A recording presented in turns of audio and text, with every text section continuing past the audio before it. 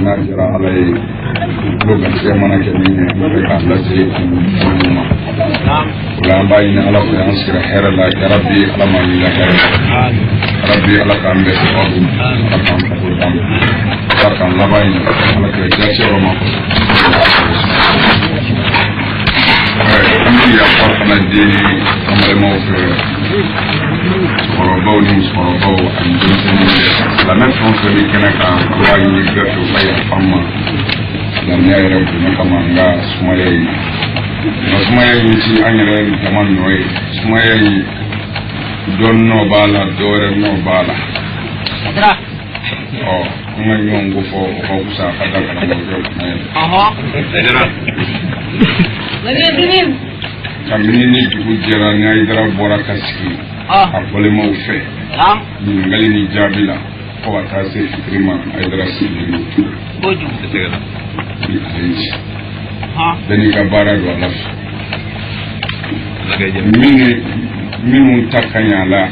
yarabi ala k'u s'a la ala k'a ku fitiri kɔfɛ tuguni réunion-kɛlaw b'a daminɛ n'a fɔra k'o bɛɛ ɲɛnabɔ Ayidara yɛrɛ ka seli ka tila ka kitabu ta k'a lajɛ a bɛna min fɔ teliya man di o de bɛ to k'an sumaya nka aw bɛ hakɛ to a ɲɔgɔn wɛrɛ tɛna an sɔrɔ n'ala sɔnna inshallah o kɔfɛ an balimakɛ dɔ n y'a ka bataki sɔrɔ lala n b'a sɔrɔ su na n t'a sɔrɔ yan ala de b'o dɔn n m'a ka bataki in kala o de la n m'a ka bataki in jaabi nka n y'a ka bataki in kala su na ne ye masulil amili في دار الفتوى وحلال المشاكل بوضوح الإسلام صراحة المرشد الداعي إلى الكتاب والسنة فأجزي وزن شريف اسمه المدن فلا ni mɔgɔ min ko a ye ɲininka ni ɲininkali digira o tigi la o tigi tɛ se ka kɛ silamɛ ye a tɛ se ka kɛ hɔrɔn ye sabu ni ko n y'a dɔn i b'a fɔ ni ma min ta fɔ o b'i ɲininka n'i ye ɲininkali kɛtɔ ye kɛlɛ ye min ɲininkala a tɛ foyi ne bilalen don silamɛ bɛɛ ka bila la mɔgɔ mɔgɔ bɛ ala ka diinɛ na a ye Ayidara ɲininka Ayidara y'a dɔn silamɛya ko don yɔrɔ jumɛn ayi fɛn o fɛn n'o ye Mamadu ka diinɛ dɔ ye Sɛrifu Usumani Madani Ayidara y'a bɛɛ dɔn a y'a ɲininka bɛɛ la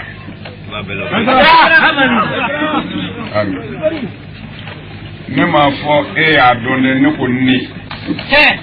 waso dɔ ye ne de y'a dɔn ɲininka n b'a f'i ye o tumana sa o la bataki tigi a ye bataki ci a ye ɲininkaliw kɛ ɲininkali minnu ne yɛrɛ jaati de ka kuma dɔw don nka i mana mɛn a m'a jaabi mɛn la hali a bɛ se ka fɛn dɔ miiri la a kan'o miiri ne lettre ka ca ne bolo hali sisan lettre min ma kalan a ka ca 20 ye ni kalan sera min ta ma o de bɛ jaabi o tuma na lettre fana b'a la tiɲɛ yɛrɛ la minnu sɛbɛnnen don tubabuw ka kan na ne dun ti tubabuw ka kan in sɛbɛnnen dɔn ti kosɛbɛ o tuma na min ne bɛ dɔɔnin dɔn a na o ye arabuw ka sɛbɛnni ye n bɛ dɔɔnin dɔn min na y'o ye ni min bɛ lettre sɛbɛn n'i y'a ko ye a ka ca la o de ka nɔgɔn ma o tuma na tubabukantigiw kana jigin an na n'u ma jaabi mɛn u ka lettre la o la an balimakɛ ka ɲininkali ni a bɛ sɔn a ye ɲininkali kɛ koɲɛ damadɔ kan ne yɛrɛ jaati ka laseli kumaw la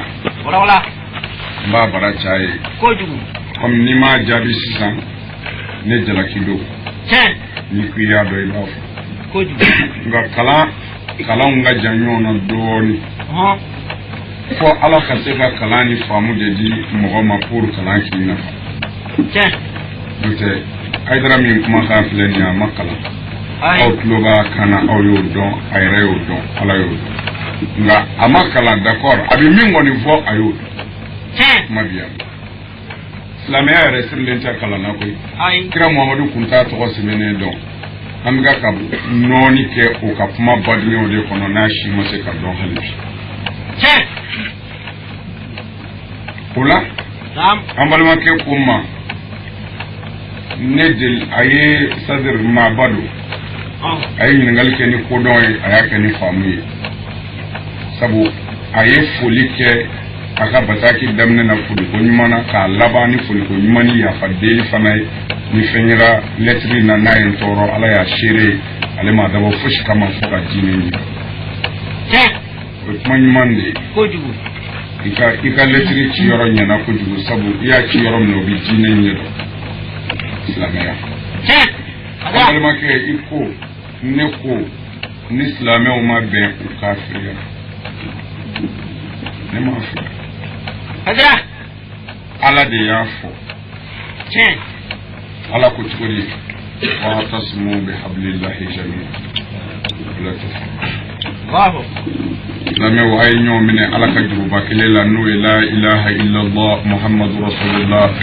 aw dayo mi fo ni chendo akana banyo na ble o fobo ayno min ay be ay kekele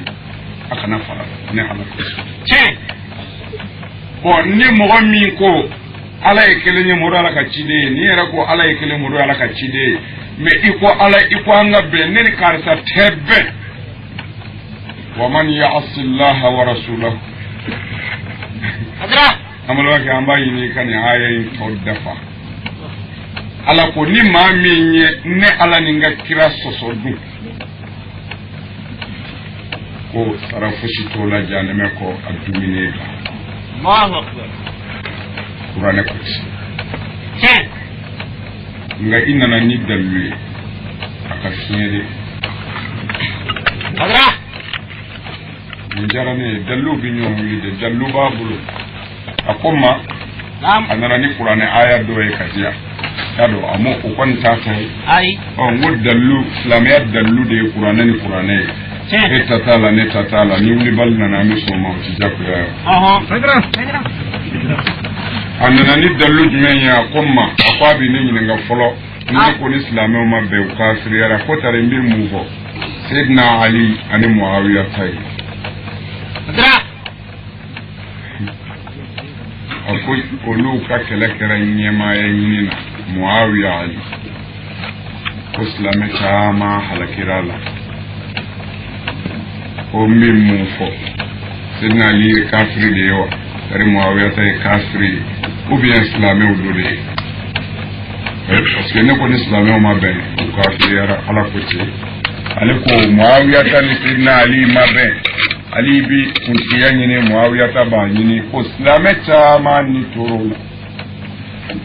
nam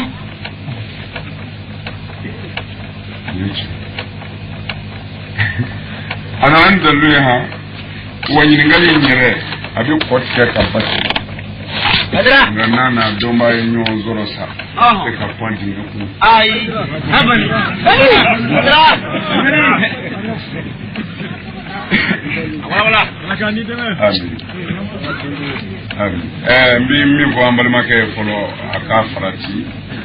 akala ya fadili kusukusu amma fedo fa mo akelente muawiya tan sidna ali umakele kuntiyano ayo min fo ku abaka letri la fu kala la kuntiyani no feliri hafa kele make kuntiyano fe mbale make ala kira ko sallallahu alaihi wasallam koni mawami nyanga dina nyema ya nyine kwa ngano bilala ai ali ni kira mishi biwuli wala o ali file sega keleke ka kuntiya nyine bile ka soro kira ko ni mawami nyanga dina nyema ya nyine akano kai adra kira ni ko Abu Zarri aka jemba ya Abu Zarri إني أحب لك ما أحب لنفسي لا تأمرن على اثنين ولا تولين ما لا يأتي أن الله أدرى أبو ذر نبي فعل كمين يعني محمد يمي فعكاك إيه غامباني نيفر فوجيه كولي كانك ما فلا نيماي كانك يتيمي ديك وري كرانت nyema ladiri min tilena ka nyema ya ka nyema ni o ya ala bolo lahara ibe ala deli ikasa ikana nyema don yere jangu yere ka kai Allah ni ala kira ka kuma ya abafu Abu Zari ala kira de Sidna Ali lamo akaso Sidna Ali tubira kram ho de bolo kira Muhammadu lamo na Sidna Ali fade bolo Sidna Ali bi kira don katana mo chama Sidna Ali ci keleke kunci yanno bibiya Sidna Ali to ala yo haram yam mais mina niye fa iyera bebi se ka min temendo e mbeda ka sirabaka mina niye o badinye kanguna wejume mbison Sidna Ali Muawiya olu ye keleke kuntiki ya no fe ko Haidara ibn Mufo ola bi mi fo ola Sidna Ali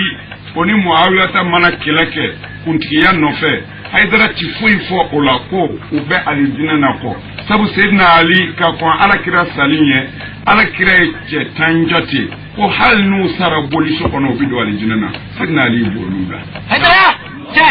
che akani deme Haidara wala ni ye enine ni bebi min datoy kuntigiya min ni karamo ma se ka kelen kun don mina kelen kun fuye nga akado kuntigiya nyini kunte nga na kera kuntigiya nyini yere akado kila sabali ko Sidna Ali ma ko ala ko nga fuye Ali ko tijeni Allahu akbar ni shere dina karamo ko Bukhari kuti che adra أسرة المبشرين بالجنة سيدنا علي بالا علي بن أبي طالب معاوية على كراتي مغشيب لك وهي سبع فادل من مغامنا ni ala kira madda mamina iti ala kira ka wahayu sabe wahayu ye ko bay sabo ala ka cido ka fo kirai kira ba fo dana ya mogo de olu ba sabe Muawiya ta kunye ala kira ka wahayu sabe na doy adra ni Qur'ane jibril kunna ala ka kuma fo kirai Muawiya ta kunye moye kira kumba wele ka fo ay ko ala ko ta ba Muawiya ta bolula ibn Sufyan lubala olu nyon trike yoro eni neti yeyi abada Haidara eni neti yeyi olu de gelema ta gabo Muhammadu ka olu de ijo Muhammadu ni tamakse uche olu de jora monni bamuru che olu de ni de alama ku ba ka kira dema on du yanga blonda ele shabla tuwabu ko ni tuwabu ko mi ko ngote ni ala ko mi ke jene ya do ngero concert bal odo Haidara Sidna Ali ni Muawiya ta oluka kiri kero neni eti yeye Otmana ne fe eni ne beka jigiya nyuma miri ni Sidna Ali ni Muawiya nanga dalu ko Muawiya ta kumikira ka wahayi sabai wa Qur'ani ama kafiriya Ali ibn Abi Talib kira sabali ko ala ko kafaye kwa tiji no famu ni fe otumana wuli bali folo la tambagindana hali magobe mina na jugerate wa olu ti do jana mena nga kelei e ma kundo ha mado akundo ba ka do imana taro ronde bi fi karamo fe ko Muawiya tani Ali kelela nyon va kundiya no fe galunde Haidara Islam e ngara tuma mange karoy adomba dogoyara keba tere keba thala me adomba ere dogoyara koju Haidara nimbe ni da Muhammadu la nimbe to islamé kira ko do bila nindine nduma mike tunga mange ye amina bo biga tunga mange we Allahu akbar wadine nduma mange yale fila da nyama domle koju abe maminu mbulu dese bato ni fanda undo ministri kelen tala miliyari chamantiki kelen tala ay bɛɛ ɲani baatɔ kojugu ni fɛn o fɛn wari sɔrɔ o bɛ bɔ ala fɛ ni min ye fanga sɔrɔ ala fɛ kojugu bilahi alors o la n bɛna an balimakɛ jaabi silamɛw bɛ nafa sɔrɔ a la n'ala sɔnna Muawiyata ni Ali o ma kɛlɛ ɲɛmaaya nɔfɛ wala fɛn min ye ale ni ne sɔrɔ bi o fɛn kelen de ye Ali ni Muawiya ka sɔrɔ Badara a bɛ sen a ti dabila o kolo kan ka kuma ye ne tun bɛ nin kuma in de la hali su na wula in na silamɛya alakira tilala sallallahu ta'ala alaihi wasallam u sera juguw la c'est-à-dire selaw a k'a dɔn ala ka dugukolo kan a bɛ fɔ jamana o jamana ma plus fort ko fanga bɛ nin jamana in na kira Muhamadu ka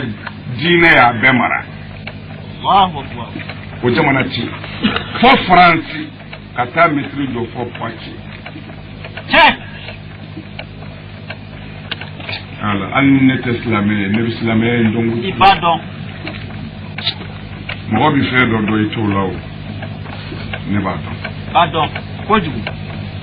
silamɛya ma ala ka dugukolo kan yɔrɔba o yɔrɔba ani mɔgɔba o mɔgɔba n'i dɔnnen don ani diinɛtigi o diinɛtigi silamɛw ye tigɛ k'a bɛɛ la dugukolo kan o don kerecɛnya fanga ka bon a tɔgɔ ye di Rome de silamɛya ye Rome minɛ fɔ Italie ka église bɛɛ ci ka église bɛɛ ci ka mun jɔ ye Misiri silamɛya y'o kɛ mais silamɛya bi nin kɛ tuma min na n bɛ fɛ a ka fɛn dɔ de faamu Yamani Sami yɔrɔ si t'i ye yɔrɔ bana a kana miiri Américain ko ni Japon ko la dɛ ça fait o kuma tile la maa bi yɔrɔ o yɔrɔ k'i ye kodɔnna i fɔrilen don silamɛya y'a bɛɛ kɛ jɔn ye t'o ta n'a ka fanga ye bamuru da fi sabilillah tuma min na n'o kɛra n bɛ fɛ a ka min faamu magankaw olu de silamɛya kira Muhammadu sallallahu alaihi wasallam ale de ye maganka ye bon o la kira fɔlɔ la ka mɔgɔw wele a faso a n'a ka dugu a n'a ka jamana mɔgɔw mais a ye diinɛ jamana mɔgɔ minnu sɔrɔ ye u bɛɛ tubira ka don silamɛya la kabini o tuma in na olu mɔgɔ de ka jihadi kɛ fi sabilillah ka ala ka diinɛ dɛmɛ ka se ka nin jamana in dɛmɛ mais a kalanba ka dɔgɔ ni tun ye silamɛ yɛrɛw lajɛ mɔgɔ min bɛ se ka sɛbɛnni kɛ i bɛ taa sɔrɔ silamɛ cɛ kɛmɛ o cɛ kɛmɛ i bɛ taa sɔrɔ peut-être mɔgɔ kelen dɔrɔn de bɛ se sɛbɛnni na cɛ kɛmɛ cɛ la o tun ma kalan et puis o tuma maga arabu yɛrɛ de nalolen don ka tɛmɛ ala kan siya bɛɛ kan o don dugukolo kan o y'a sɔrɔ diinɛtigi minnu bɛ yen komi yahudiyaw ani kerecɛnw olu ko magankaw ko lagalagatɔ tɔrɔmpeli k'a ka wari dun ko jurumu t'a la a bɛ kuranɛ kɔnɔ yan ayiwa n bɛ fɛ a k'a dɔn ye ko magan arabu kun tɛ fosi dɔn tuma min na silamɛya sera ka yiriwa ka jamanaw minɛ jamana min ka bon jamana minnu bɛ kodɔn jamana minnu bɛ silamɛya yɛrɛ ɲɛ kodɔn na silamɛya ye jamanaw minɛ ka kɛlɛminɛw minɛ kɛlɛminɛ minnu silamɛ yɛrɛw m'a dɔn a bɛ utiliser cogo min na fiyewu kɛlɛminɛ in a bɛ kɛ ka kɛlɛ kɛ cogo di silamɛw m'a dɔn parce que u ma deli k'a ye o jamana in kun évoluélen don ka tɛmɛ silamɛw sigiyɔrɔ ka siɲɛ caman juifs ninnu savants philosophes recherche scientifique kodɔnna wanɛba minnu sera ka miiri bi ka avion dilan silamɛya ye ninnu bɛɛ de minɛ jɔnya la silamɛya mɔgɔ dɔ de bɛ silamɛw bolo jɔnya la mɔgɔ min u sera la ni muru ye n fanga sera i ta la n'i ma sɔn n b'i faga silamɛya y'u mara ten mais u bɛ min dɔn u kelen kelen bɛ min dɔn silamɛ cɛ kɛmɛ t'a dɔn ayi i sera i jugu la ni baari ta ye nka i jugu kalannen du ye i ma tila dɛ a ye lamɛn ha n'a ma silamɛya binyɔrɔ dɔn i bɛna silamɛya binyɔrɔ fɔ aw ye amin tuma mina ni o kɛra ni silamɛw ye nin bɛɛ minɛ ta kodɔnna ba ninnu kodɔnna tɛ baara tala ye ayi u y'a lajɛ an tɛ silamɛ ninnu na cogo si la an ka armée fanga tɛ s'o la wa u sera an na yɛrɛ n'an ko an b'an piri dɔrɔn u b'an faga ka ban alors o yɔrɔ la o kodɔnnaw ye plan jumɛn ta u sɔnna k'u yɛrɛ to silamɛya bolo ni silamɛw ko min k'u yɛrɛ ko ci i bɛna a dɔw sɔrɔ seli la walahi u ɲɛji bɛ jigin f'u disi kan mais ka sɔrɔ ɲɛji ala ɲɛsiranɲɛ ɲɛji tɛ dɛ n bɛ fɛ ka silamɛw nɛgɛ u ka dana tari nafɛr'u ma ɲɛji de bi de kalan sera kojugu o kɛra min na silamɛw dar'u la parce que silamɛ dalen tɛ mɔgɔ si la fo mɔgɔ min bɛ ka ala ta o la u y'u jogo organiser diyagoya la silamɛya mago bɛ min na k'a kɛ ka tɛmɛ silamɛ dɔw yɛrɛ kan yɛrɛ se b'u ye wari b'u kun u bɛ kodɔn u bɛ se sɛbɛnni na u bɛ kalan kɛ sisan silamɛ yɛrɛ commencera ka kalan minɛ olu o dɔw bɛ silamɛw kan n badenw u ma ɲinɛ ko toujours an b'a nɔfɛ n'an sera kuma o kuma k'a ka diinɛ bi an b'a kɛ ala chrétienw bɛ ka seli a ti m'o diinɛ fɛ yahudiya bɛ ka seli a ti m'o diinɛ fɛ bamuru de yiralen b'u la u dun y'a dɔn n'u m'a kɛ u bɛ faga mais olu tɛ se ka bamuru in kɛlɛ bon sisan kɔni u bɛɛ bɛ k'u ka baara kɛ pour u bɛ se ka tiɲɛni don silamɛya kɔnɔ cogo min mais u ma dɛsɛ han u ma dɛsɛ u ka plan fɔlɔ ala o qaida kelen in bɛ dugukolo ka se ka diɲɛ wuli américains bɛ marché n'o de ye farre li tasru jama bɛnnen fara ka bɔ ɲɔgɔn na u kɔ don ɲɔgɔn ma tari i na kɛ u ɲɛmaa ye anw ye nin kalan Saad bin Umar Ture ka kilasi kɔnɔ karamɔgɔw y'a sɔrɔ an ka dɔgɔ an denmisɛnnin mais ja an denmisɛnnin ma de y'a kalan ka bila an kɔrɔbali ye mɔgɔ bɛ leçon dɔ kɛ kilasi kɔnɔ i denmisɛnnin fitinin i bɛ kalan min na i tulo b'a la a b'i kɔnɔ nka i tɛna dɔn min don fo i kɔrɔbayalen o ye leçon jumɛn anw y'a kalan ko esiranu salasa tilawatul arabiya la ko misi saba ani wɔɔrɔ misi jɛma misi finma misi bilenma o saba tura bilen ni tura jɛ ni tura fin saba kunbɛ tuda dɔ la waraba b'u fɛ yen waraba nana ko a bɛ tura kelen minɛ waraba y'a ye n'ale y'i kɛ kelen ka dɔrɔn tɔw b'a faga waraba seginna kɔ a y'i miiri a ko ne denmisɛn ninnu na cogo di a ka plan a nana a ye tura finma wele k'o dɛn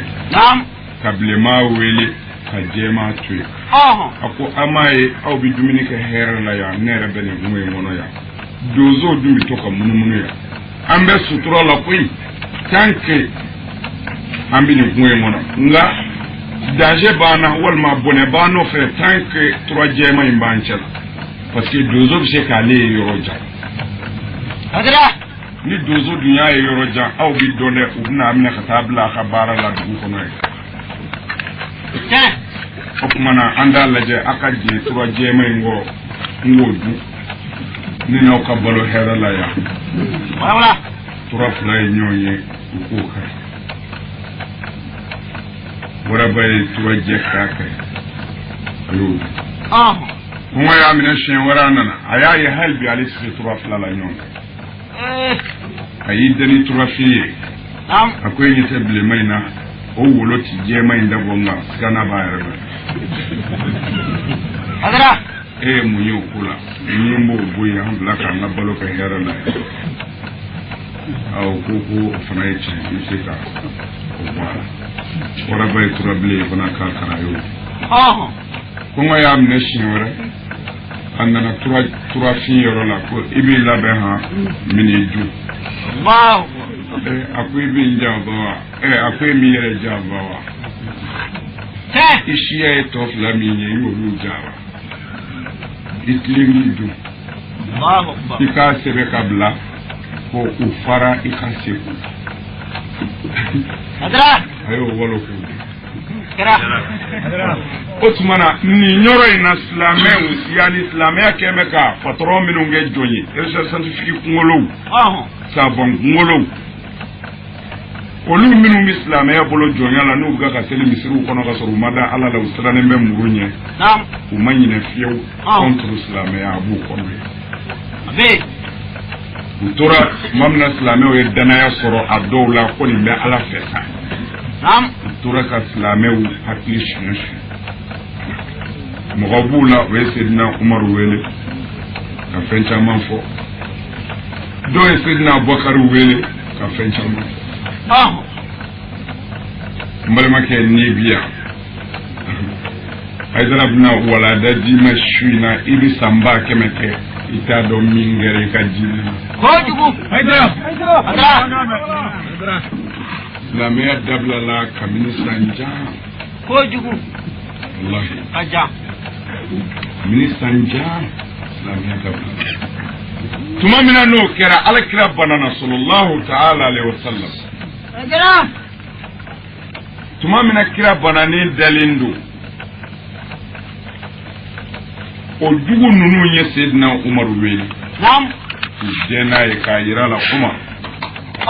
on dalime ila sabu dalime ala la ibi ala nakra dalime ila ngira dalime Umar ebi andon nandura mina ambi sauka man angale ko islamé anjuru mo ba minu nanyo ke ka so ante islamé islamé ko ko ni nanduno na fatmuna anti son ko mana minani kira mangene bana de kuna bana mi yoro mina ni bi ala de bolo ngam wolu sangana Umar nam ni kira fatura Umar anti jenaye mashika bla nona e sabu ede tlenendo kira ko fe mo mi se aka dine tle e Umar Allahu akbar Adra yeni hakilla di farukum penchama fo mais Umar yem mo de mbi fa aka kelen fam hali ala kira Muhammad sallallahu alaihi wasallam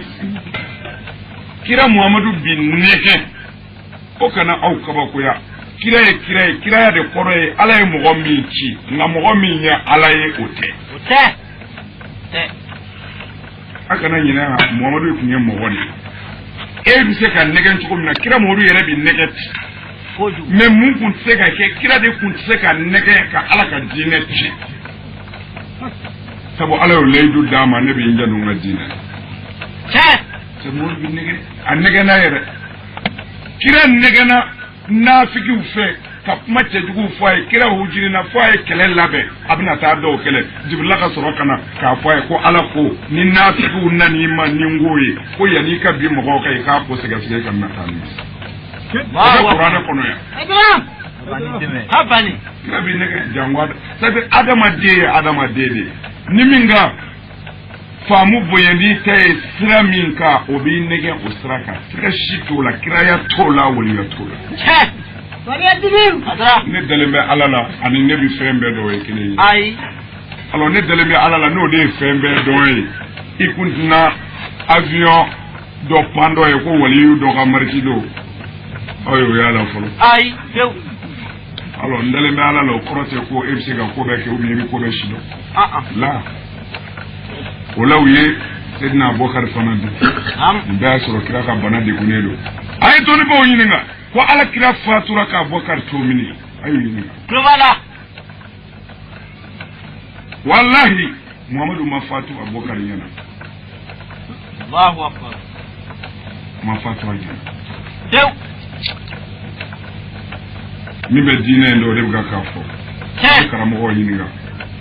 ni rabbi ni yorendo wallahi kira ma fatu abul bikri yana fiyo Abubakar nana soro ala kira fatu Allahu akbar mais e ku yininga fa ku memi ko Abubakar ku memi e ku yininga probala wanyana tumamina uye Umar bla uye Abubakar fana weleti ko Abubakar kira de unendo ami mi fe ni kira fatura anti tuguma warala madina kaw dunga be ko kunji ya nege bula anti tugu madina kala ambe tugu Abubakar de la sabu kira nyenama akwai ka selnanye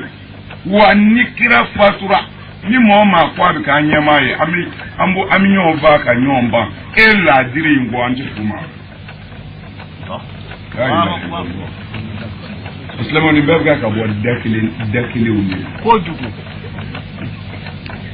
bon mais bi fa ka kumu ba mu ya au ka hakilla tarabe au bi fa ka joni jalaki na fiki danga to do ne du ka kala ne du ya bi mi ba mu ta ai mi islamu o tari techniquement ko jugu sino fanga kundeo ai bon ninga jugu febe ninde ka jugu hali bamuru ni marfaye ko jugu hadra wallahi tubabu mado anga jamana kono ya fiew fu kele ko kambe fara kamla nyona anyira dama de nyon cham faka di to kirate na tu do awme tubabu na tukodo Dakar pour kase hadra tubabu ni Dakaro ye kata banani ke desera Dakar la uye mungengu kutlala ka isigi Dakar ka ufe ka nabolo duma fu bla sani fere la katla ku dama shuka ke nyogon ku ka nyogon ku nyogon faga ke minge ni tubabu yere ya do siza farafin nu fanga batu lable sabu yere nyogon faga ka seni niveau la gundo mimbe farafina tubabu sorola ko yini jugu fulafe ka kina fo ambi edeme kuba ubini bana deme ka adama kari nyona ko mana ebi segere fo ni segere fo uye farafina mine tande na ta ne Amen. Aidara. Befo. Ya nyoro ende la islame bara willa ka jo asenga ni mwe ni ngma mi ni uyo fo o kera la kira sallallahu alaihi wasallam afatura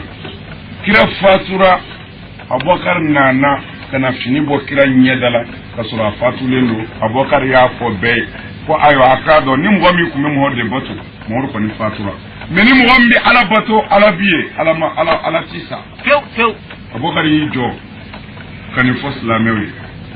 miska ka teme o yorobe ka taga misri dala ka taga sigaka ala kara misri dala yi o keramina islame be nyogon soro ala kira ka misri dala politique américain bi ji jukoro o de wuli to do san o keramina uye groupe tlafle o ya soro uye islame o tlatla kaba ni nyema mais o be bu présenter ne ti fait ni ba fa tene fe ka soro ambe nyon ve ko jugu mais ne ale bla islame groupe ni funa akolu korompe ne rebi nu korompe bo okmana ambe ba fa anti nyon fe okmana je kulu kara fly kira shu dale amadu folo billah Allahu akbar hadra ka mogo bi yele metuma mina kira ko tununa bela ka fa ala kira sara be nyine na ko Allah hadra be ala kara islamia don bo tuloben klubala kira fatule shudale sadir be nyine na ko modu salebi subhanallah be mungara be jora sisa shu doli debna fara kira shuka imani yele me yoro che woche ni yedra ka bamuru babu ko mungara kulu kele ko aywa ambe Abubakar ede bi kira nona ambi tuki ko kulu kele ko e galoi Umar de ba nona ambi tuko Allahu akbar ubo la utara groupe were formé Madina Kaula ko Madina Kaw hafo ko aw dinaw nana umbara anyan ademe aya sako soro otumana anyiru tike nyama ya sawa ayru kata fo fa ru be nyama uyo groupe fana formé Madina Kaula ye kamno ko ni kira ko bola mu ko kono bon lameu ko dona ul nabebaw ay tashi bolia aw de ka kira sarasa Muhammad ala o fatuli ka wonna ko do ke mo hola ko jugu memuna o korona na lameu saraka bamuru bonyu gon fe aw ka la jabani aba soro politique américain mimbe lameu seshi tala ou seshi de tala parce que ni ko dona keri jugu ye ma lafia abada mais karamo globala wallahi bamuru bora même mun kera ni alaka je ani umaru ka sababa be umaru ye ko la je fifin an de ka Modu sara sisan ni ye bamuru bɔlen ko ne na Abubakar de bi mankan la ɲɛmaya nɔfɛ Umaru ye bamuru bɔ k'a da dugu ma a ko n'a sɔrɔla mɔgɔ minnu bi ne Umaru nɔfɛ k'u bi fɛ ne de ka kɛ silamɛya ɲɛmaa ye a tigiw ka fara ne kan an ka tugu Abubakar la ne Umaru ma don silamɛya la ɲɛmaaya ɲini kama ne donna n ka lahara ɲini de kama wa ni min sɔnna o don ni min ma sɔn k'a to ye walahi ne Umaru kalina Abubakar y'i tɛgɛ jan n bɛ ba a k'i ye n b'i nɔfɛ fɔ n ka sa an karamɔgɔw silamɛya karamɔgɔw nin ye silamɛya histoire ye direct amin bon n'a ye nin lajɛ k'a ye yan Umaru de ka bamuru bila ka jɛn n'a ye ka tugu Abubakar kɔ juguw binna yan politiki ma se ka nɔ bɔ yan tew abada yaye bon tuma min na ni politiki ma se ka nɔ bɔ yan u m'a dabila Abubakar tora ɲɛmaaya la bɛɛ bɛ Umaru dɔn n'a ko a tɛ mina dɔrɔn a banna n'a ko a bɛ mina a ban Faruku don bɛɛ b'a dɔn n'i ko saya n'i ko sini a b'i ɲininka ni min bɛ bi la Umaru dɔnna n'o de o kɛra min na u y'a ko da ye don u bɛ jɛrɛ ka tugu Abubakar kɔ u b'o la tuma min na nafigi ninnu u wulila ko Seydina Ali k'o de ye Alakira somɔgɔ ye direct la ko Alakira somɔgɔw de ka kan ni silamɛya ɲɛmaaya ye ko hali ni Abubakar ye somɔgɔ ye k'o ye somɔgɔ jande ye k'o ɲɔgɔn dɔrɔn fɔ mɔkɛ janw de la ko tuma na Ali min ni kira lamɔna o fa bolo o tuma na Ali min ni o ni kira fa ni Ali fa bɔra ɲɔgɔn na o tuma na tugu kan ka kɛ Ali de la o ka bila Alakira nɔ sallallahu alaihi wasallam bon u nana o wuli k'o jɔ a sen kan ka Alakira binakɛ min tun bɛ yen ko El Abbas ka Abbas nɛgɛ ko fɔ Kureishiw de ka kɛ diinɛ ɲɛmaa ye ko fɔ Kureishiw de ka kɛ diinɛ ɲɛmaa ye f'olu dɔrɔn de bɛ se ka silamɛya lakile o mankan ma se ka ɲɛ sɔrɔ sabu mɔgɔ caman ma sɔrɔ ka se nali sigi mɛ n bɛ fɛ a k'a faamu ni mɔgɔ minnu bɛ nin kuma in na a kelen tɛ silamɛ ye mɛ u bɛɛ bɛ seli u bɛ sun sabu n'u m'a kɛ u bɛ bori mɛ u b'u sɔn k'olu ka silamɛya bi bon mun kɛra sisan u nana a daminɛ kuranɛ ko la komi olu de kalannen don u nana kuranɛw sɛbɛn ni Ala ko hum fi nari jahannama khalidun u b'a a fara kan u bɛ dɔ wɛrɛ fara o kan k'o dafa walima ni Ala ko ghafurun rahim u b'a fɔ ghafurun wadud walima ni Ala ko karimu rahim u b'a sɛbɛn kan ko wadudu ghafur bon u tora ka kuranɛ yɛlɛmɛ dɔɔni ka dɔw fara dɔw kan ka dɔw bɔ dɔw la k'o tilaw ni ɲɔgɔn cɛ jamanaw na siri b'o la kɛri b'o la kɛri i bɛ taa sɔrɔ magankaw bɛ kuranɛ kalan cogo min na o ni madinɛkaw ta tɛ kelen ye sirikaw b'a kalan cogo min na ni olu de sankɔrɔ talen don n'a ye o ni kɛri tɛ kelen ye kabini o kɛra u y'o kɛ sababu Israɛli fitina ye dɔ ye k'a fɔ ninnu ye kuranɛ yɛlɛmɛ ninnu ye kuranɛ yɛlɛmɛ u bɛ fitinɛ wuli ka jɔ bon o fitinɛ in a ma se ka wuli parce que kuranɛ yɛrɛ tun ma se ka fara ɲɔgɔn kan k'a dɔn kuranɛ yɛrɛ ye min ni min ye Ala a ye nin histoire in lamɛn karamɔgɔ caman bɛ walada tan min na yanni sakuma cɛ wallahi u t'a dɔn min ye silamɛya sɔrɔ Ala ko ta kira ko ta ala rasulullahi ala karmo sa ala kira ko ta ala kira yemi ya yemi boy so bi ande note ala kira ko ta fo kadi ko jugo ala kira ko ta nga ko di ame ayemi fo nasoro la ka fota be ku nyekelenye angu mi lafiyaw me ibita soro ala kira ko akana yele ibita soro yoro were ko ala kira ko ayi yele akaminiya anda asege ko nyamine do ko jugu mabiyande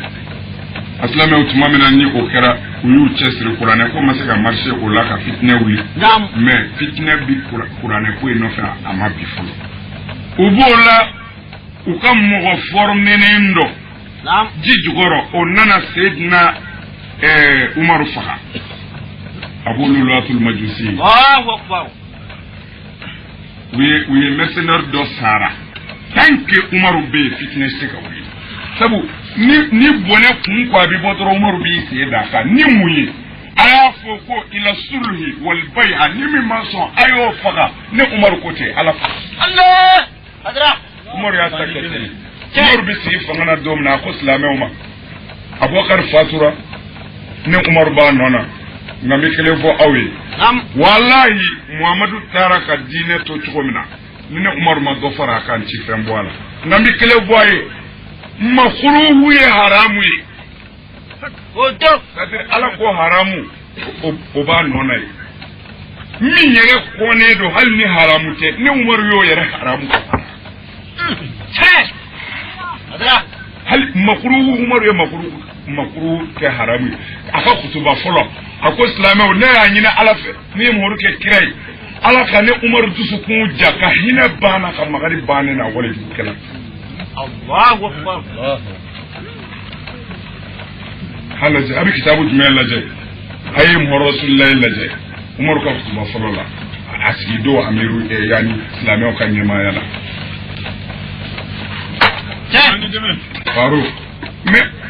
Faruku nali fanga na o sera ka kɛ cogo di tuguni mina mamla ne Abubakar ka bana de kuna yɔrɔ min na groupe kɔrɔ in wulila u b'u sɔn silamɛya dugu bɛɛ la fana u ka chaise bi yɔrɔ bɛɛ u ka dɛmɛ bi bɔ yɔrɔ bɛɛ sabu se b'u ye kojugu u kalannen don u nana yɛlɛmɛ k'u ɲɛsin ko abada lezi ko Seydina Usman kana sɔn Umaru ka bilalen ye u nana Seydina Ali fana wuli ka jɔ k'o de ye kira somɔgɔ ye vote yɔrɔ kɛra 3 ye Usman Umar Ali Umaru kelen kɔ k'a tamaki bɔ Madinɛkaw la ko ni silamɛya ɲɛmaaya b'u kɔnɔ ko dugukolo bi meleke Madinɛka ti kun Allahu akbar hadra Umaru ye wuli bali fɔ Madinɛkaw ye u ka jɔn ko ci bilo la kira mu bilo la wa olu ti maa bilo la kira maa min bila la Madinɛkaw y'u fari faga parce que yɛrɛ y'a don t'a sɔrɔ tuma min n'o kɛra mɔgɔw nana dɔw ye baya kɛ Usman ye dɔw ye baya kɛ Umaru ye dɔw ye baya kɛ Seydina Ali ye k'a fɔ Ali an bɛ e de fɛ ka k'a ɲɛmaa ye e de ni kira ka kan Usman e de bɛ k'a ɲɛmaa ye e tuubira Umaru ɲɛ i donna a ɲɛ silamɛya wa i ka i si ka kɔrɔ a ta ye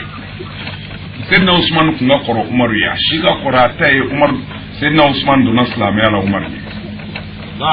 mais o bɛɛ kɔ Usman tun ye mɔgɔ dɔ de ye a date maa ka foyi la a kɛra i n'a fɔ a bɛna kɛ mankan ye Usman ko ne maa ɲɛ dɔn Umaru ne bɛ baya k'i ye ni maa min bɛ fɛ o bɛ fara n kan an bɛ baya k'i ye ne tɛ kuntigiya fɛ n t'a ɲini n mago t'a la Umaru bila Usman y'i yɛrɛ sama ka bɔ a la o b'a ka so ye ka kɔrɔ o bɛ yen ka fɔ ala ko min ma se k'o bali wa ayi n'ala y'i bonya ka bɔ walahi ala kira kun ti sɔn cɛ min ka don ale kan ka sɔrɔ hali a kunbere bɔlen don o ye Usman ye don dɔ la Seydina Abubakar donna ala kira ka sallallahu alaihi wasallam ka sɔrɔ a ka kurusi samanen don fo a kunbere ɲɛfɛ ka yɛlɛ sanfɛ a dalen don o ye salamu di a ye Abubakar salamu kana k'o bisimila o donna k'a sɔrɔ a ka kurusi yɛlɛnen don kunbere sanfɛ ka jama a dalen o kɔfɛ Seydina Umar o fana nana salamu di a y'o fana bisimila k'a ka kurusi to a samanen don ka yɛlɛ kunbere sanfɛ ka jama tuma min na Seydina Usman nana n'o ko assalamu alaikum kira girinna a ma sɔn k'a fɔ wa alaikum salam a girinna ka wuli k'a ka kurusi sama ka jigin kunbere da la ka a yɔrɔ tilen ka ɲɛ ka sɔrɔ k'a fɔ ko wa alaikum salam wa rahmatullah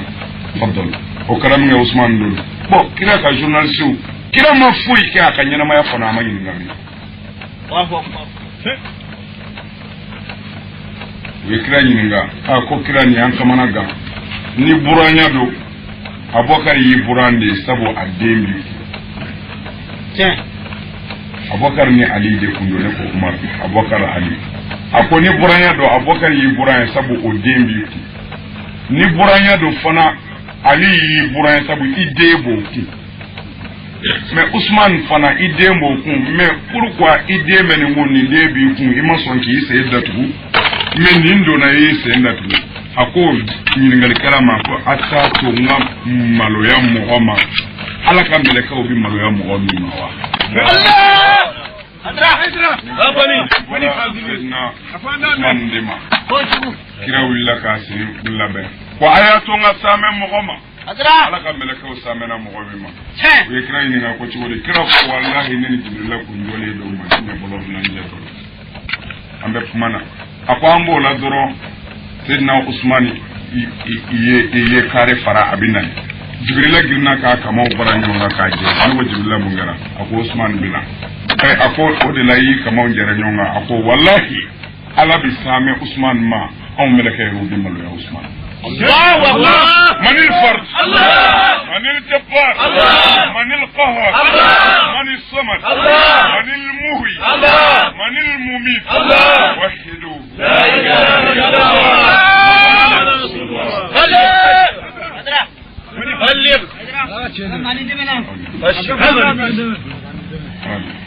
Moi bi famu o ya Usmane ale de ko Umaru kai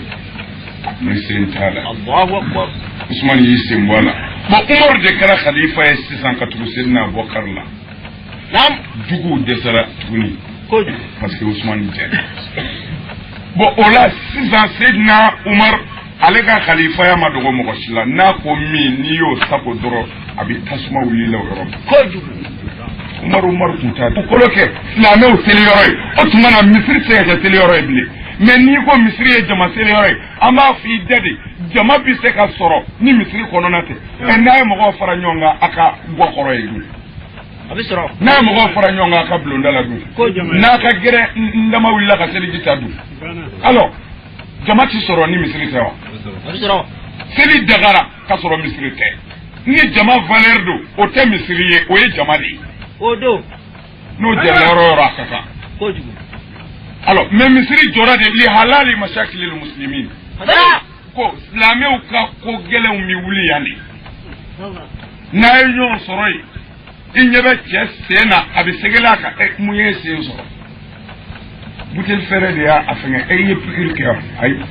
ima pikir ke aw kana kede ne docteur di o robe iba fo e zoro ndo to rosuna parce que ibade ndedo wallahi ni ba ma wolo islamaya ko ni ka bade bi alami ko jugu wala utado ibi do soroy o fana ayere yitu ko kama ibado to ko do ben nofe ibi dena mbade mungara mumbila mimbala bayiri la ibi se mena ibake ni nana ka mobli anana retar la islamaya ina muyisi retar la zeli ko ko suro polisu manga mobli mina wi ka police sojme ni police soyi o ba so mimi ga ke nyinga itado ale de ye ndo commissariat mais islamia ba fara nyonga ni kele nyani badenya de jalati présenter et de kango tala ni garko ay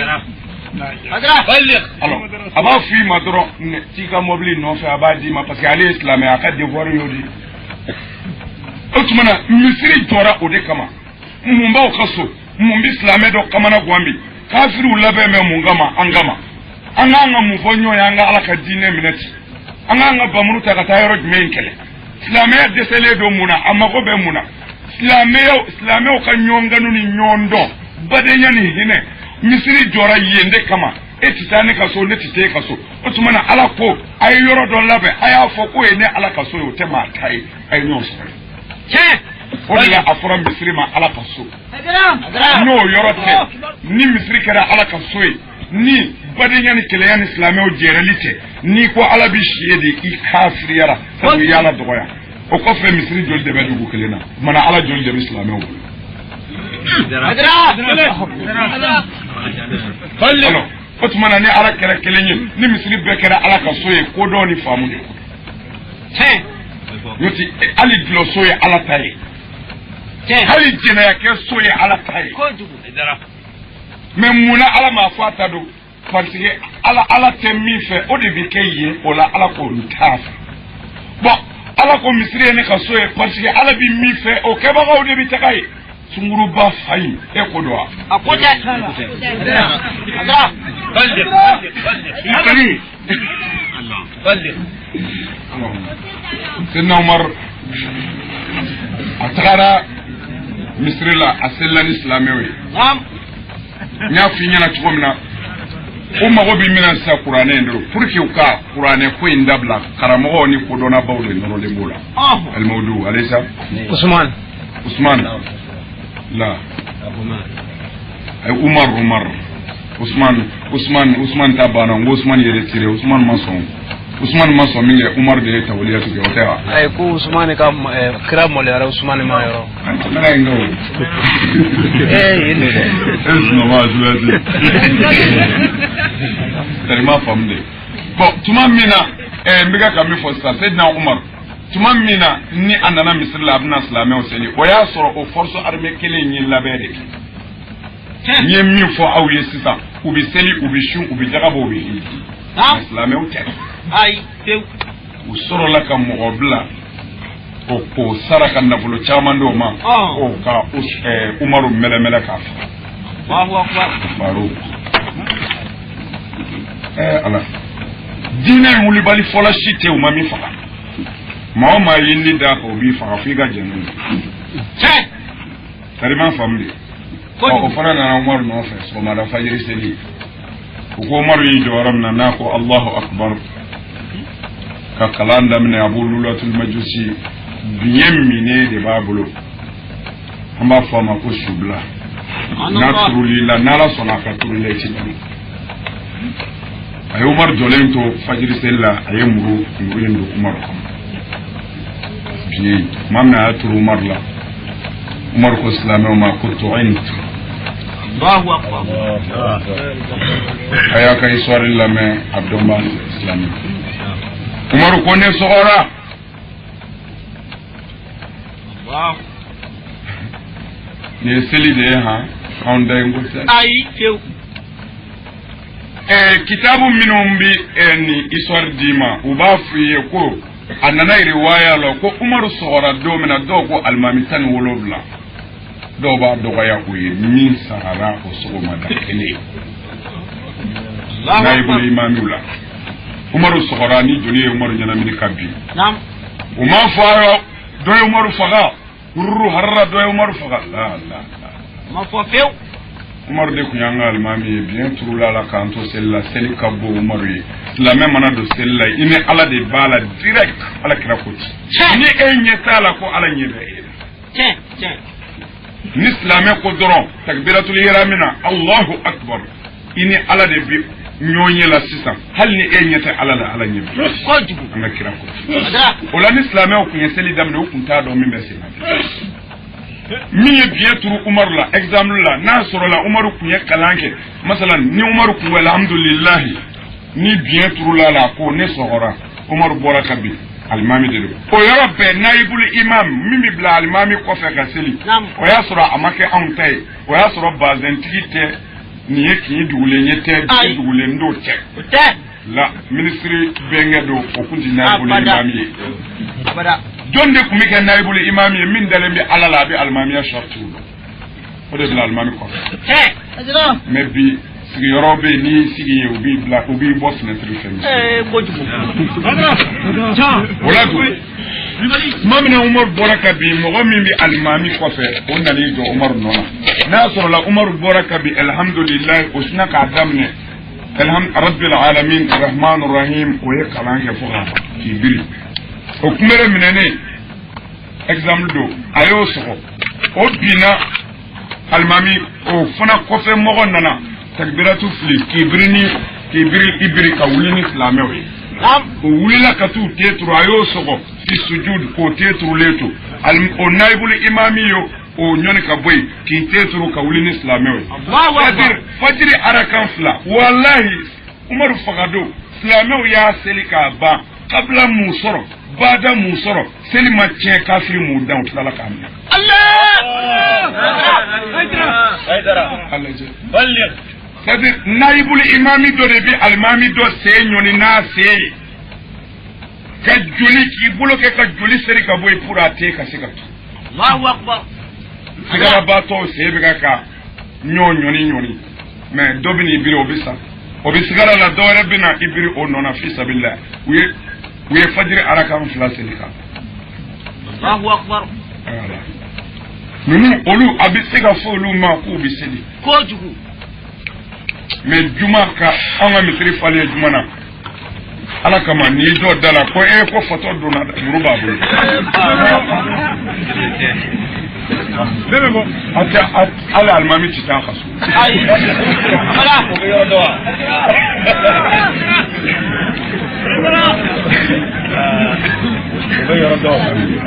ala ka deme bon aslayo nabi famu ya senga ni ngali na fa abna nafa soro amina nafa soro inshallah amin ni srenka kamini ya aya famu ye muna uye umaru fa ye umaru je kunye mo ni gelay ko ala ka dine fa ka kake me halifa mi majenya kira la folo o mana dine ko gelera mo bulu kasiya ويوتنا سيدنا عمر وصغر منا سيدنا علي وننا ويكو علي دبي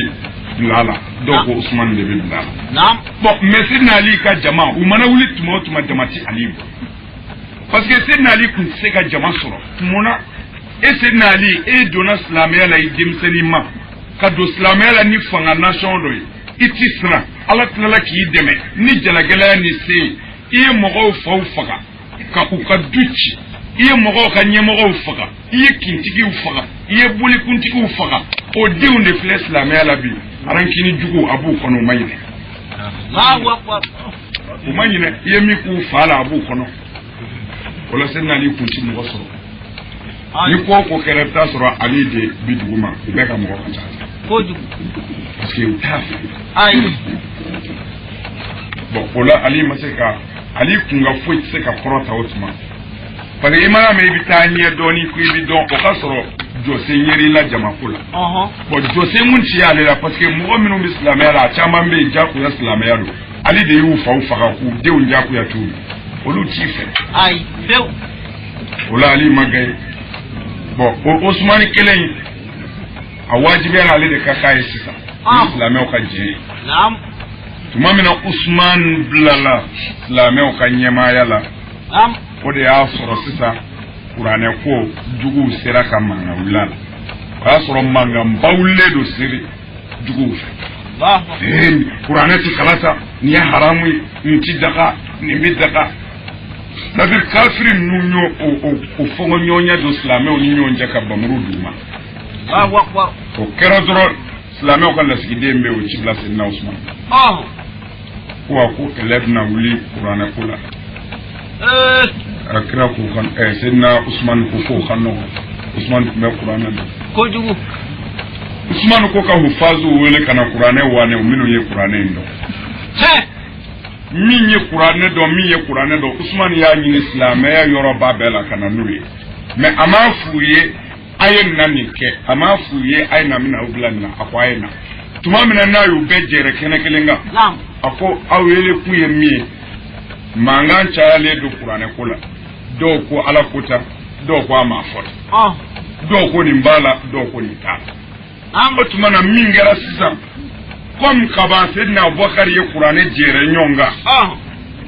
nebna aka Qur'an o jere len ani aw minum betu ye Qur'an durusilawe akana afara nyonga sokele mono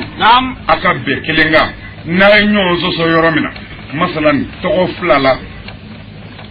فاكتبوه على لسان قريش لأن القرآن نزل على لسانه akele ko ka Qur'an dona wane da mafaranyonka akuma ay Qur'an sebe fo tugo ya kilena net flatala mais ay ñogon so c'est-à-dire to ko la yoromina comme exemple la sa on ba fo on se ko ka ba fo dogo mi do gwa koro ka tobilike on ba fo ma de doko bon mais Bamako yoro do mo be lu ba fo logo est-ce qu'il va comme logo bon on se ko dogo mais do ko logo mais kasura be fengelen toy bo Seydina Ousmane ko alors nan nana se fengele ma toko fla bala nam doko ka se be doko ka se be logo aka lajeta ala kira faso mo ba fochuji aya se be ala kira faso ka fochula parce que qur'ane jigina kira faso ma kandela Allahu akbar hadra alors aslama sayyidina usman yen numbla sono nyege mi sono nam dumini mi mina tobliye de bina duma umma go be jimina abibo dugu kono kana duma me hali mi bo kan jo blondala ayo ku haramu yo kan net utimma ye matui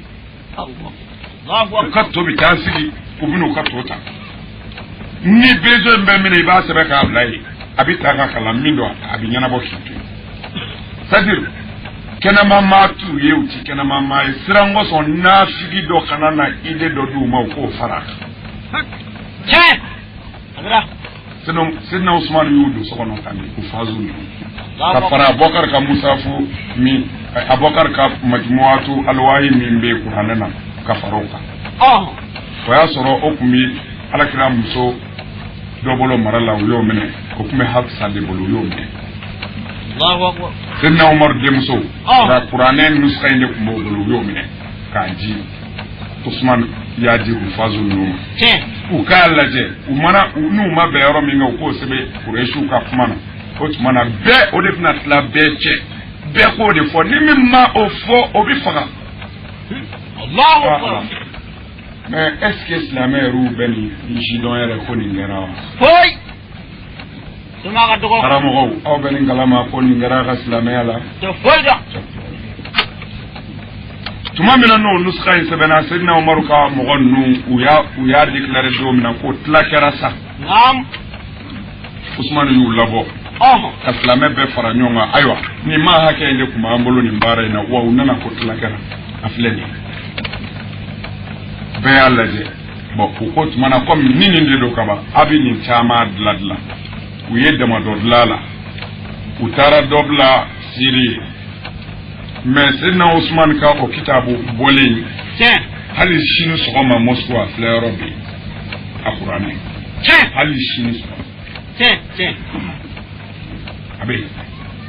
o kurane zati yere ni Usman ka yamaru khatwi mawjud hali shinu ma arabu ya perdi abi wali mo warawde ko dugu ne ba ka dine no so ne anyi ni ne te mu kutadawi ai ne ma do ala ku bala aslamew o ya soro qur'ane mimbe akate qur'ane keme shini shite ala ne ma do ko islamew bini kalama redna Usman ya qur'ane be faranyonga kanji hadra abejini am kera kojugu qur'ane do jin na dara ko e galo qur'ane ko ni me abonga karamo kono ko qur'ane mi flamulo papier la ni ko ni yere di ala yere ne makaye hagilla te woy rabbul izza ala ko bo mo kojugu ko man ma tawhidu kalama ribi kala do yade do bala qur'ane mi flamulo niye mogo do de ka sebeni jibrila mogo be mina ko ala koti muhammadu ti dore me arabu ka kanwati kanwore me ne arabu kanti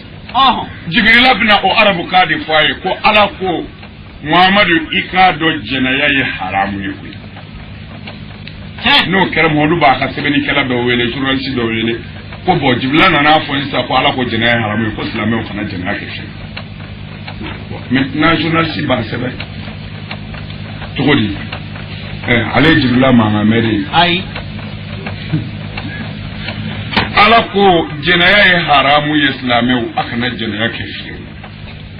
arse ka ke kama arse ka aketuni jenaya keliti be islame e fiyo ala ya haramu me abe makelendi ko jugu be makelendi me uba fiye tarata ko qur'ane re mi islambulo ka kala ko afle to yere mina de ko ibara nyere ani tartilu nyere ko o yere de bora ala yoro titi Allah Allah وبولا على يرتي نابورا على يرتي سيدنا عثمان بافو وما اختلفتموا عليه فاكتبوه على لسان قريش الله أكبر أدرى عبارة وترتيب العبارة أدرى misebe mbambulo konde Qur'an no de direct ajingina ala fe tukomna mais Ousmane dungo tugodi kono mabe minga ko sebe Quraysh kuma tugola mais ala kapuma ma se ga fom ima nyoma na mabe minga ala kapuma na abada ase ka don le ala ke tukomna hoy tado alaji ala mago be mina d'accord ode sebene do Qur'an na mais atina foko Jibrila yere ne ya fo moru ye tukum na kwa sebene mbete ateti abada mais ni nana ya fo ide ta fi baye kwa ka bitli la fona ke kiniye ode yi Fatma khay ta fi baye ka bitli la fona ke kiniye de nana mba unfa ko kana fiye kwa ka kini ke bitli la fona ye adra ole de aka bitle la fana ke kiniye non aka kini ke bitle la fana mais est-ce que ni mbeti kuma adra adra c'est-à-dire ne ma do karamo nunu formé na ro mina hakli ko la Allah de o Qur'an e jingo kelela ala kira sallallahu alaihi wasallam malangolo do ku kira bolo c'est-à-dire na ko de kulo pour ka jira aula kun fin ni karamɔgɔ y'a kun suli papier kunna i kana i yɛrɛ tromper ni papier ko in ye journaliw ni romanw bi bɔ n'o bɛɛ ye tiɲɛ an bɛ ɲani wa ayi abada ala kira sallallahu alaihi wasallam mɔgɔw tun b'a bolo minnu b'a ka wahayu sɛbɛn mais o mɔgɔ dɔw tun bɛ yen u tun bɛ kira janfa ni wahayu bi sɛbɛn bilahi ala karamɔgɔw est ce que aw bɛ ni kalama foyi atina doya ko ala ye mais ala ye dalike ka ko to bolo la do de i jija i bi tiens mais ni sigi ko ala be ko ngo bi ta tiɲɛ i bara ye i jija mbi de ma mais ni bolo fila da se ka Allahu akbar d'accord mais ko ngo fana man no ay abada ala kira sallallahu alaihi wasallam mo ko kumbe minun kumba janfa wa hayu sabela nakuma asebe qadiru ghafuru basebe rahimu haji Allahu akbar ala ni bi Qur'an ko mais le jour che kafir yara net ale place do de anyana ko ya kishi quoi afarala au groupe inka contre islam ya ka bange maintenant ale kafir ako ale bi islam ko segere be do ale de ye musailimatu kazabi formé ko ne bi silamɛw ka segere bɛɛ dɔn ne salanen don ala bana Muhamadu sala sisan wa bi jigin a ye mɔgɔ caman kɔrɔnfɛ ka bɔ silamɛya la kira nɔ k'a déclarer contre silamɛya ko mɔdu bi nkalon de tigɛ ko mɔdu b'a fɔ kuranɛ min bi jigin a kan ko nkalonfin a yɛrɛ ye waati min kɛ ala kira bolo wahayu sɛbɛn la bɛɛ b'o dɔn bɛɛ y'a ye o la a ko mɔgɔw ma ni ala kira kun b'ale k'a sɛbɛn ala bi hinɛ a bi makari ko ale kun b'a sɛbɛn ala ka ɲi ala ka bɔ ko mɔdu b'a fɔ ko ka fɔ c'est-à-dire comme mɔdu ti sɛbɛnni yelen dɔn bon mɔdu b'a fɔ sa Jibrila ko ala bi hinɛ ala bi makari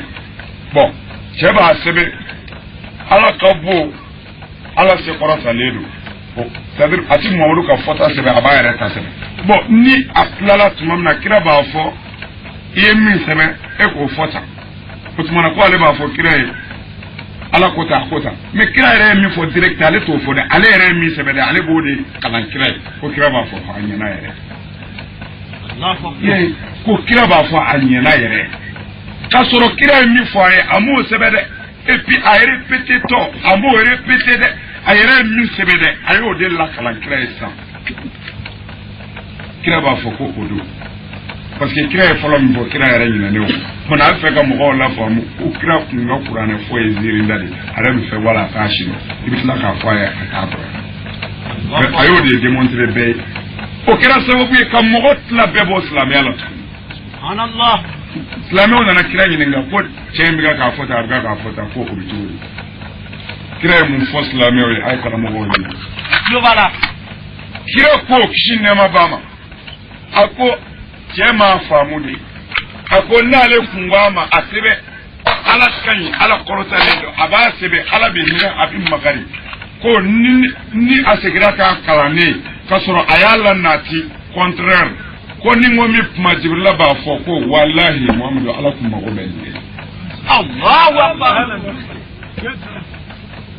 Adra. Jibrila sigilen b'a fɔ ma Muhamadu ala kan bɛ nin de ma. Ko walahi a ma ala janfa ala ɲinɛ ma ko Jibrila ko ala kan b'o de. Subhanallah. Karamɔgɔw histoire tununa aw la fɔ nin niveau jɛn.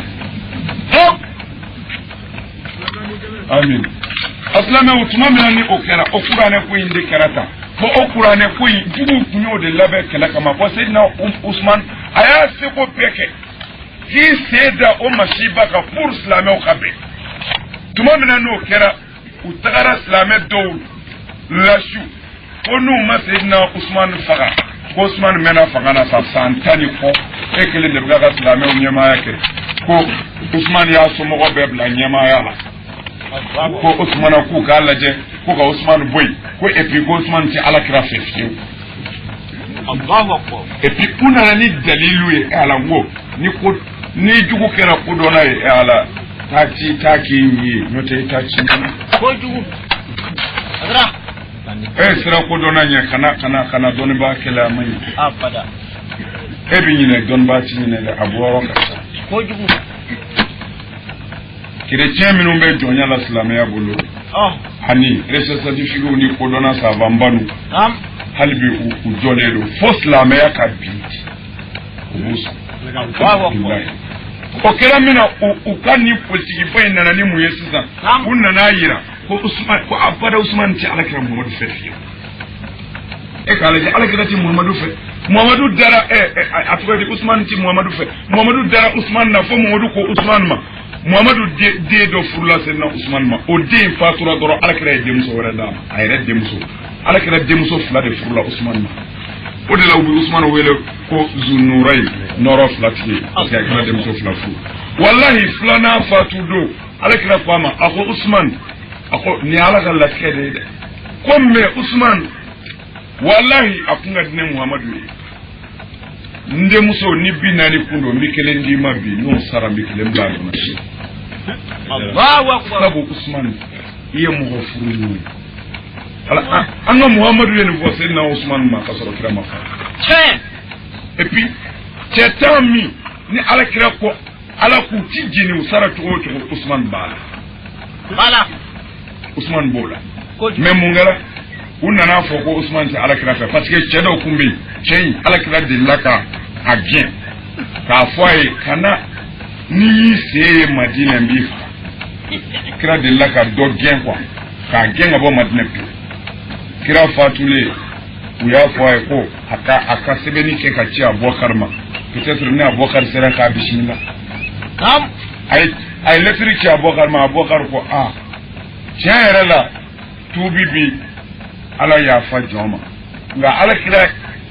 ye mɔgɔ min gɛn ne Abubakar ko o don jalagɛlɛya ti ne la Abubakar ma sɔn Abubakar fatulen u k'a ka Umaru écrit k'a ɲini Umaru fɛ a bɛna a faso la Umaru ko tuubi bi ala yafa jɔn ma mais Abubakar min n'o ye ne ɲɛmaa ye o ma sɔn ka mɔgɔ min lana ne yɛrɛ na n da kɛ Abubakar ta si ye n ko ɲɛmaa ma sɔn Umaru ma sɔn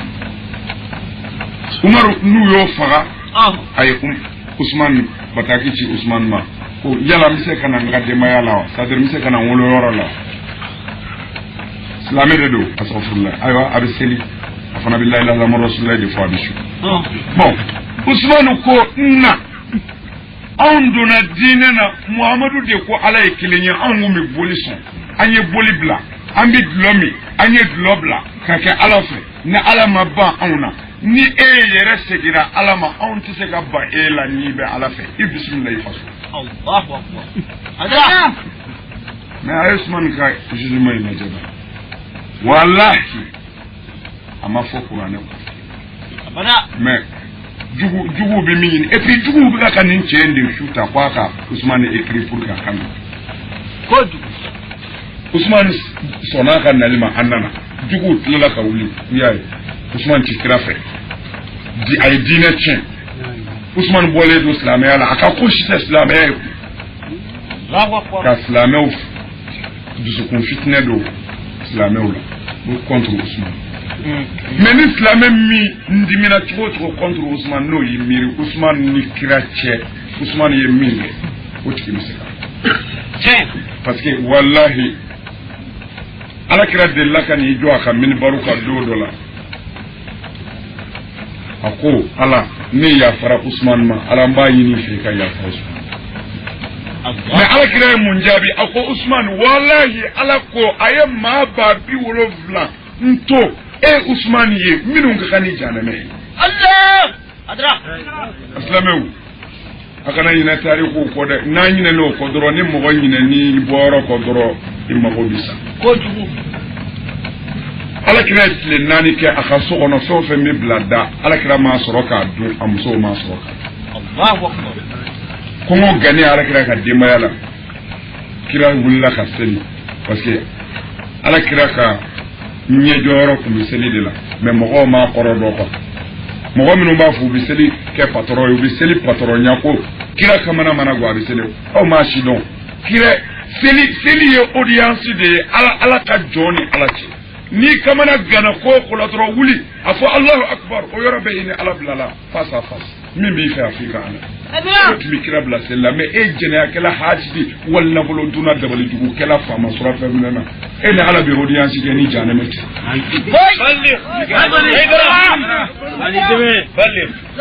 ma biyan kira selila hami gele min ba Muhammadu la ya jira ala le nani ne mo ci fendu jewta do musota gele ala Allah kira ya ala wele kabo atari munumuna nana ako Aisha amso ko do Abubakar jemisu nam bintul fadl Allahu wa ma'atul hadra ako Aisha ala forango Aisha ko kirama ako ala mafi atlala sililakum ako ayo boni minga yana kana Usman de nana ala kira bara ay folike ya lamna ako kira dun oko amba sada asilila ya abora atlala kana ko ala fora ko ne ko ay abora ko tukuni kuma da kararon asilila ya azur islamati Vangame delike ay وقد تجوع برة المدينة hadra فلا تأكلنا من صدائهم balligh ala ko kono kumbi madina horo muso faga ati dumini ke na shi mara fay orati Allahu akbar hadra jango islamic che ni o kafiriya kile donc li dala do de kanyeni ko komo be madina horo muso faga ko ati dumini ke na shi mara fay ore ati jene che hadra sai da Aisha Usman ya yi nga ako mun be na kira faya Aisha kwa ma kika kira nani ebi mafushi don akadela ya ma Allah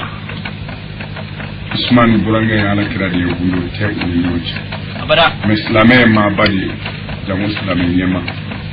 wallahi kira ti ma dele ahamiti fuye kuma bi alaka kira faga ay ala atafi ma bawo biti che Usman tagara kaso ta nyumu chaman siri a daga doken nam ko taga ninji kira ka duko no kone kuti jonge wulani nyumu ya taga kira fe Usman yi miri kle nani uti fusido yani ninga modi fana o wati je Usman willa ka shin tamaro tiku fe ndamaro baba min so ka gele Usman o chaman sa abado su ko kamande kadi ala kirai atagara saka kaman sa saka tu kana dandamaro yin kana nayi kana soro kirace kana Aisha soroi akobo ibini mine ani dumini akodu Usman yo jimina Usman ba o ko fikira na kira ko Aisha ala forango Aisha ko ala fori wala ye mun to ya ako na laje kira nana ayi saka kama yin kanda maro ye kanyo muguye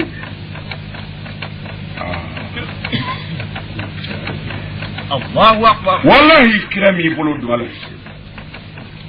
akongo to kele yin sira ko abora jay boli minga tagara ka misri ko atagara yele ki do min baruka almami joro ako ala nyanyi ni fe ika ya fa Usman ma ala ne ya fa Allahu akbar adra o do de kira ko wallahi jibril ya fa le ma wabi wolo bla minga kani janame ko ale ala yo ya fa Usman adra wala c'est-à-dire mi fe ka kira ka sahaba o jira mbali makela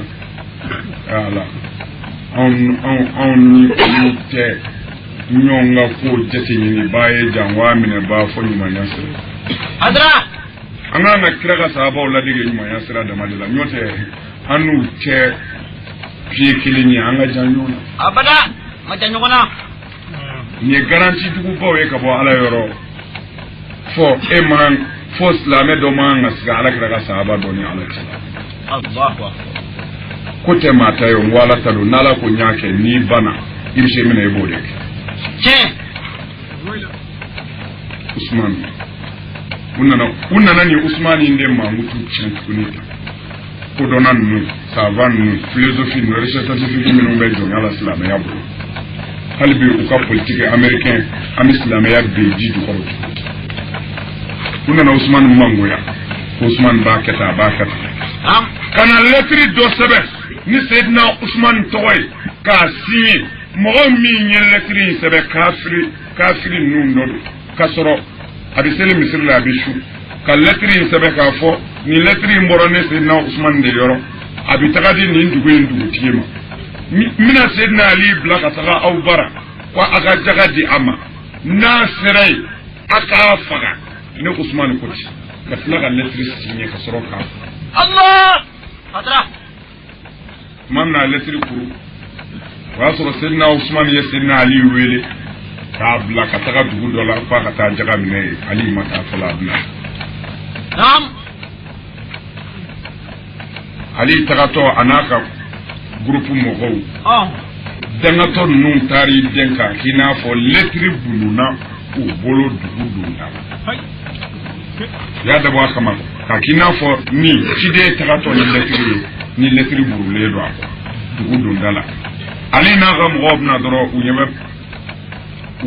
wolo do dene na kere dafe wolo imbi na fo asebene do komo otuma wolo ka sebene be ke wolo ni wal hawle ye wolo inta na ko yimi famu ye papier inta khalaje kasoro Sayyidina Usman bolo no siga shitala ni mami nyayi kode mais au te quoi o be dépendre ika kala niveau ni do be hali tubabu kalana ni seday ibado mo wabu mo waxa sebeni ko yaay o desnetaria de quoi ni c'est-à-dire o kan no ko jugo mais abi dépend kala to ya de ni Sayyidina sebeni ken ni Sayyidina Usman khattuye ni yaye ba fo Sayyidina Usman katla ka signé fana comme Usman ka signé bo arubado ya soro nyela tike mo ko ma évoluer ka se niveau jana o kore u ka fe on la digeli ka no ko parce que Sayyidina Usman non kumbi sebeni ke to mi ker misela a sebeni dobe mais ni yere tagara ka laje ibadon Allah de mango quoi parce que awawu do diena akina ubu bolongoni de shu dabala ka sebenayi bolongoni de bishu dabala ka lettre sa mo mi ko abi e recopio la ki ka sebeni la de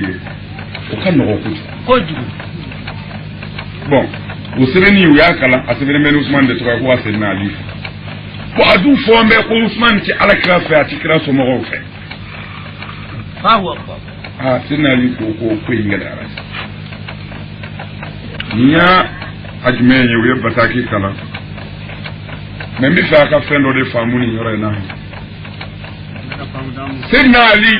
mo godedu adama de come aw wallahi difference fushiti aw naji hoy la min se ga yauce abi ala fe ka teme au ka dara ala la ka yere di ala ma fona kero de obe tambayda nyote jibrila ti jingaka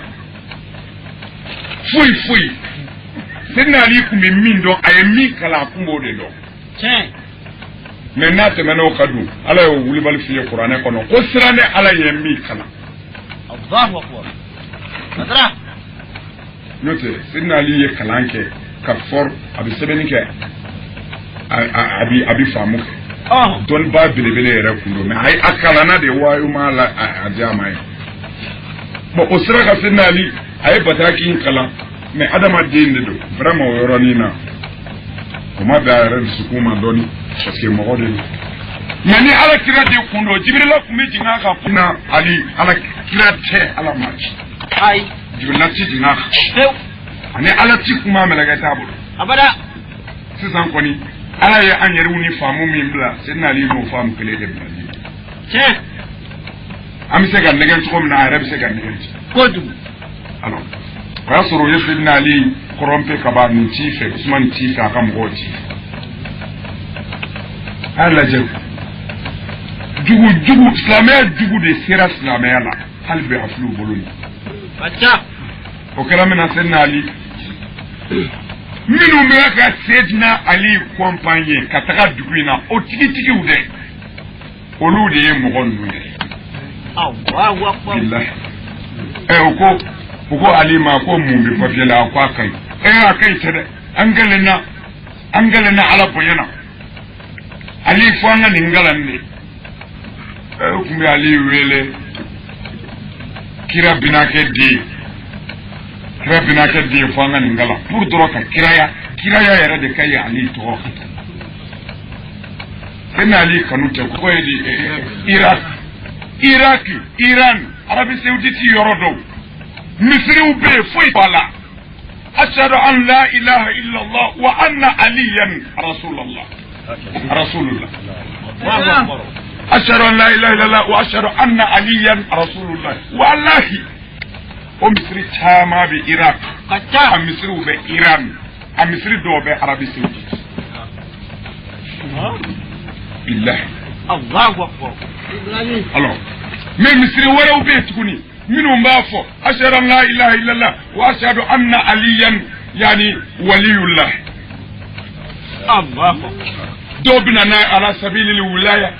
wa minhum man yatu bi ala sabili risala bi kawnihi rasulullah alors a misiri bi Iraki ou bi Iran adobi Arabie Saoudite alors wala je amin bo kabini ye abaro jugu de fere la islamia ma ko kuma fera mani bamru de o fere la ma ni famu de fodon bo o kodo inde konona na bo kuma mina ni sirna ali yen ngala aw kala e ban ala bi mo torosa na fora e de ka dina nyama ko ki fara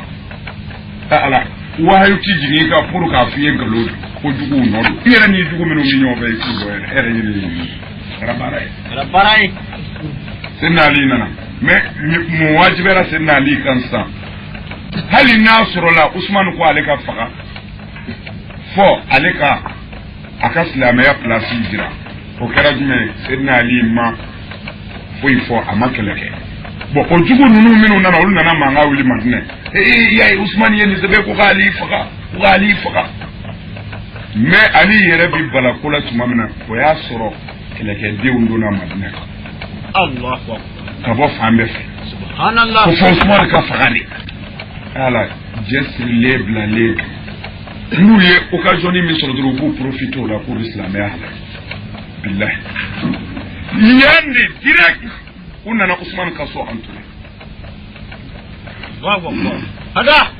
unna na sayyidina usman kaso anture ni mundawai ko mo fagaladu ko muhammad bin abi bakr sayyidina abubakar denge kwayo fana black nyama yala dugu dole kumbe ayo bo nyama yala ni sayyidina usman yara ka famu doye obani alachi bon uye letri dugu sebe o fana kasra kati ka foko dugu dobe ko no sera usman ko dula mo ko fa abo o fana o letri sorola Sidna Abubakar denge yera a wolo denge Sidna Ali Sidna Abubakar wolo di uyo fana la shuta ka Sidna Ali la shuta c'est-à-dire usna kana Sidna Usman kaso entouré kafir ou delu ou bi seli ou bi jon ko bi Sidna Ali deme ko be Abubakar denge deme ko bi islamaya deme ko Sidna Usman ye dine elame kasoro kele toye kele mi chrétien minu ni yahudiya minu islamé au bolo jonyala olude ka formation fleni mais islamé roube sinongola unana kana Sidna Usman kaso entouré uma faga odode Sidna Ali kaso Sidna Usman kaso entouré la ni tuko no fait les binani ni ko Allahu akbar mais ala ka tuko kolo ka deme mabo die roshika ala subhanallah nganga ujiti kojugu adra ole la ne ko karamo ma ngo anga bloki to kunjunu nya dalati ku tegamine nganu ku bine sama zama ko jugu nanye kunjunu nya dala ga ko jugu adra ne be min do islam ya law lu to do law abada nu yo do ana nu yen do ana bi kafiri yaw meneni do ana ka ke islam e ka da alala ni mbe ko pourquoi parce que kodona na yi zoro face à face ala mago tesla me ala amma go te chrétien ala amma go te kafiri ala amma go te fuila ika tesri zoro ala ti mo shi gagner ku islamé ati mo shi perdu ku kafiri ika kodon manase min tala yesu tiens amin okaramina jugu farala islamé o maya mais islamé nyema o ya do bi minge billahi sayyidina Ali mango fala amma bokana ma dama do ala hal nasru la jemi hal na jemena abatira dio sayyidina Ali abatira complètement sekera la minu fe olu fana sera tola tan politique américaine abi ji dugoro le kana kan fente abi du ni dusu ko de che ka kibla yorola inno te quoi aya la jek kala mai ne ba donga teme ka we ko baye o yorobe Sidna Ali ya fa dem fly Hassan Hussein ako mo minungu ta Usman faga ne ma jenai